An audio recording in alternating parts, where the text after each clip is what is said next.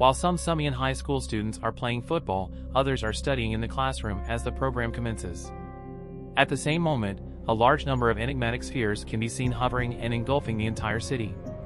Kim Chi-yul and Kim Dayak-jun, two pupils, talked about the odd extraterrestrial orbs that have been lingering in the sky for about a year after class. Here, we learn that various scientists investigated the spheres and determined that they are not dangerous to people. Nobody is aware of its origins, but at least the people are. Shiel makes an effort to speak with Young-hoon, the star pupil who endures frequent bullying but never gives up. Unfortunately, Young-hoon passes him by and rides the bus home. He watches a YouTube show about the spheres and the myths around them while he travels. In the meantime, one of the well-known troops, Lee, is introduced to us in the Fallen Spheres military section. When the soldiers fail to hit the ball after being told to shoot at it, their commander proposes firing an RPG rocket. A loud blast is heard as soon as the soldier fires at the sphere. Then, in another location, some purple monsters begin to emerge from it. The kids return to school after their customary 4-week holiday, and they started engaging in their regular rivalries and shenanigans. Park Eun-young, their homeroom teacher, hands out report cards but is called away before she can start the class. When Young comes back, she announces the cancellation of early college applications while exuding unease. The class's top pupils are concerned and perplexed, while the dumbass were happy and relieved, despite the teacher's efforts to continue with the lesson. The classroom becomes agitated as the students start talking among themselves. The kids then watch while the teacher starts the TV. Does the defense minister address the country? The minister declares a nationwide mobilization that requires even third-grade high school pupils to be drafted into the military. The minister reassures them that education would still be prioritized and that students will gain extra credit for college admission as a result of the shocking news, which shocks everyone. This is how the teacher explains to the students that in order to gain additional credit, they must enroll in military training. The military shows up at the school to get ready for the training after she departs. The following morning, the pupils show up at school carrying their favorite stuff, such as makeup and luxuries they believe they cannot live without. First Lieutenant Lee, the class platoon commander, is then introduced by the teacher. Lee announces that the training will take place after regular sessions as the briefing gets underway. He also indicates that the students will start receiving military instruction today. For a number of weeks, they won't be permitted to leave the school grounds. The class president, Yu Jeong, is chosen right away to serve as the group's head, while Chi-il is tasked with keeping track of everything. Any trainee who disobeys the commander's commands during the training will lose points and be penalized. Sergeant Won then takes the kids to their appropriate dorms after giving an explanation. After putting their belongings away, they quickly assemble to participate in training in the schoolyard. The soldiers then hand out weapons to the students, but several of them express skepticism about their ability to be trusted. A handful of them start fiddling with the guns in an effort to demonstrate their expertise in online gaming. Lieutenant Lee shows up shortly after and brings the students' chaos under control. The guilty are then punished by being forced to run non-stop until they pass out. Surprisingly, several female students succumb to the lieutenant's charm and grow enamored with his look despite the tough training. The students eventually made it back to their quarters, exhausted from keeping the records. While some don't leave messages for their parents since they feel duped by the experience, cry out for their mothers later that night, a boy by the name of Ilha posts a video of the military ruthlessly shooting and slaughtering animals. According to Dayak Young, mass murders only happen when a virus spreads through a metropolis or when a war breaks out. Young-hoon tries to leave the room as they talk about this, but Lieutenant Lee is drawn in by the commotion. Young-hoon responds by saying that Ilha brought his phone to the training hearing after he chastises him for wanting to escape by himself. Ilha's phone is seized by Lieutenant Lee, who enrages him. He takes it out on Young-hoon as a result, and the two nearly collide. They argue even after Lieutenant Lee instantly steps in and orders them to leave his punishment area. Fortunately, She-al shows there and successfully defuses the situation before it worsens. Just then, a massive spherical bursts into the school structure and lands in front of the three children. They argue anyway rather than reporting it, and during the heated exchange, Kwon Ilha pushes Young-hoon in the direction of the sphere. Unexpectedly, the sphere changes into a hideous being that entangles Young-hoon's body and consumes him alive. Sheol, who is frightened, makes an attempt to approach the creature, but Lieutenant Lee stops him just as he arrives on the scene. Contrary to popular belief, octopuses are attractive.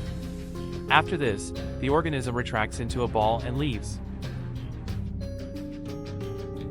Miss Yuen Young, the homeroom teacher, is distraught when she finds out later about Young Hoon's passing. Lieutenant Lee tells her that he has been given orders to keep the facts hidden and to take proper military action when she tremblingly advises sending all of the remaining students home. In order to prevent fear from spreading among the pupils after Young Hoon's passing, he asks Soon Young to convince them to keep quiet about it. If she succeeds, Yeol Hai and she will also agree to lie to their classmates about Young Hoon's disappearance by claiming that he was seriously hurt and sent home. It becomes apparent when things return to normal at the school that the sphere was not their only threat. Even more is being hid by the military and administration. Risky, and the students get sucked into a murderous conspiracy. Lieutenant Lee is plagued by the regrettable memories of what happened to his division when they came upon a sphere while utilizing an RPG gun in another location. There were numerous fatalities as a result of the sphere's explosion and its fierce onslaught. The children are curious about the enigmatic fear that gripped the school building the night before the next morning. Ilan Schuyler doesn't say anything in reaction to this because they are still saddened by the tragedy. Dangerously near to the school, they are falling. Park Young-il, a military officer, urges for stepping up the pupils' training in self-defense and the use of firearms. Lieutenant Lee is initially apprehensive but eventually accepts the importance of the choice. The students accept the strategy and begin going to their new lessons. As might be expected, most people find the pistol training to be difficult, but not Lee Na-ra, a courageous young woman. She fires the guns at the target with accuracy and ease. As the days went by, the pupils continued to film the training. Messages for their parents, as well as instruction in vital life-saving techniques like CPR. They gradually settle into their new routine as Sheol develops feelings for Na-ra one evening and Sheol, who is having nightmares, seeks solace from Lee Na-ra in the classroom. They both then left and went back to respective barracks. She screams, her feelings for Na-ra becoming more apparent than before. Lieutenant Lee inspects the sphere that landed on the school property in the following scene. It turns out that the military has frozen it and covered it with a hollow dome, but they still don't know anything much. The kids are ready to leave the school grounds the next morning to practice shooting with actual bullets. They are astonished to find the streets vacant as they move through them, with no other people in sight as far as the eye can see. After some time, the training starts, and the students are initially startled by the sound of gunfire, but they quickly adjust as is expected. Na-ra executes incredibly well, confidently hitting the targets. Her performance astounds everyone, and the troops also give her praise. Lieutenant Lee gives the order for everyone to remain in one place and wait as they make their way back after hearing an abrupt commotion in the distance. However, taking advantage of the chance, the brats decided to stop at a convenience store on the way to get some munchies. When they get there, they discover that it is empty, so they hurriedly grab some food they had been desiring. When the teacher Park Yoon-young learns of this, she seizes the initiative and contacts the army right away to begin looking for the missing pupils. As soon as another student, Kook Young-soo, gives her a tip that the brats could have gone to the local convenience shop, Yoo-young and Kim Yoo-young, a senior student, immediately set out to find them. Lieutenant Lee and Sergeant Kim Wong-bin, in the meantime, get concerned when they see a sizable hole left by the sphere. The two investigate by following a trail of blood that has been left on the ground. Yoo-young, meantime, sees a gun laying on the side of the road. However, as she goes to pick it up, she discovers that a sliced hand is gripping it out of terror. She makes a loud scream, which alerts the instructor and other students. After some time of following the blood trail, Yoon-young finds the bizarre tentacle creatures and the bodies of students from different schools. She cries for the children to flee, shocked and scared. The creature, startled by the commotion around it, suddenly comes to life and begins assaulting the group. To defend her kids, teacher Park Run-young pulls a gun and fires haphazardly at the creatures, but she ultimately runs out of ammunition and is slain by one of them. The students are forced to run after the spheres decapitate a second soldier who tries to help them. They encounter more dead bodies and spheres as they run through the streets. The soldiers advise the students to continue advancing and not give up despite the commotion and uncertainty. However, other students, like Hannah, are paralyzed by dread, particularly after seeing their teacher die in front of them. She locks herself in a car and forbids her pals from entering. The majority of the children are reunited thanks to Sergeant Kim Won-bin, but there is still concern for what will happen to others who are still missing in other locations. Brats eating a small meal at the convenience store while being unaware of the mayhem outside. They see one of the enigmatic animals as they are getting ready to depart and start playing with it, not realizing the serious risk it poses. But as it suddenly attacks them and makes them realize that the sphere is not as innocuous as it seemed, their fun disposition swiftly fades. The brats then engage in a fierce fight in an effort to survive, To their surprise, they eventually succeeded in trapping the beast in the freezer. Cold weather renders it dormant, and finally it dies. The other students are also battling for their lives, helping one another, and fending off the odd monsters in the meantime. They ultimately come together again under the direction of Lieutenant Lee and Kim Won-bin, but what they have witnessed has left them deeply rattled. Later, when everyone is gathered together, Kim Won-bin gives Lieutenant only an update on the fatalities and gives him a watch that belonged to one of the fallen soldiers. After this, Lieutenant addresses the pupils, saying that the spheres are what he has been preparing them to fight against. He also discloses that he has given the students 3 bullets apiece to shoot at the creatures. He suddenly notices movement and commands the pupils to follow him while holding their weapons ready, only to find that it's the 2 brats. Then, in a flashback, Lieutenant Lee's past is revealed. He first opposed the military's plan to enlist high school kids, but later agreed to train them and give them a fighting chance.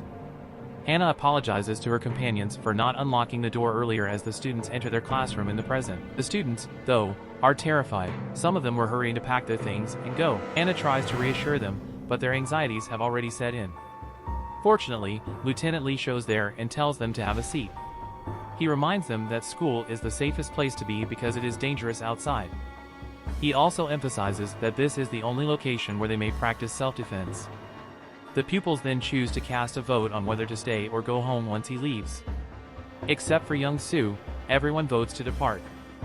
This is due to the fact that he still intends to take the military test in order to get extra credit. Unfortunately, this only serves to inflame the bully Yul-ha, who then attacks young Sil. Most students believe that the adults are taking advantage of them as this is going on, which makes them angry and helpless. They vote once more, but little Soo continues to choose to stay behind, so Ilha loses control and savagely assaults him. Yu-young and Young Shin, the student leaders, meet with Lieutenant Lee to address the issue after the stressful voting. The latter, however, shocks everyone by revealing that they have no place to return to. He said it will be difficult to trace their parents right now and that they are probably in a shelter. The lieutenant continues by pointing out that they are now active participants in a war and as such cannot afford to flee. The other pupils are enraged and saddened by this information. The training picks back up that evening, and Lieutenant Lee exhausts the trainees. Some of them even sob and beg to stop, saying they are unable to go on. Sergeant Kim Won-bin informs the kids later as they are bemoaning their circumstance that they are making every effort to exterminate the animals. Lieutenant Lee recalls how the military tried to develop weapons that could eliminate them as he travels to examine the sphere that fell on the school grounds. They discovered, after extensive trial and error, that only ammunition made of depleted uranium can destroy the tiny spheres.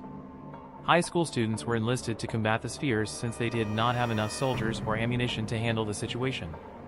The kids meet to discuss their escape strategies after dinner.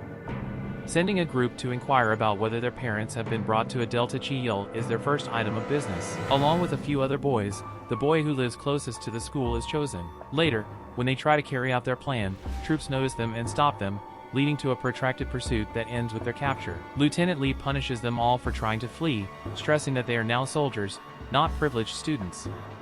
He informs them that leaving will lead to a court-martial and execution. The students leave after this, ashamed and irate, and return to their barracks. They haven't given up on their escape strategy yet, either. Commander Park Young-il and his men made an effort to stop the students' exodus during a protest after the launch. While Lieutenant Lee arrives to inform the pupils of the importance of the impending scholastic test, he pulls a gun and fires a warning shot. They don't give in, though, and won't be persuaded by the prospect of credit points. A sphere descends unexpectedly in the middle of the confusion, setting off a furious attack. It is already too late for the students to return to their classes, despite Lieutenant Lee's best efforts. They have already been surrounded by the spheres. The soldiers bravely engage in combat to repel the attack while simultaneously defending the students. Sadly, despite their best efforts to save one another, the majority of the kids are unable to flee the attack. Young sick Commander Park makes the horrific decision to lead his men behind and flee in his automobile. Yoo-jung assumes control and organizes some of the children to flee for the classrooms as mayhem breaks out and more lethal spheres are rained down upon them. Despite his greatest attempts, Sergeant Won-bin is unable to save a man. Comrade, although being young, Shin finds and protects his girlfriend. Fortunately, Nara demonstrates that she is a courageous and capable soldier by grabbing a gun and accurately shooting the deadly spheres down. Many lives are saved by her bravery, and it motivates others to keep fighting. Lieutenant Lee and Sergeant Won then plan how to guide the students to safety as the situation becomes more hazardous.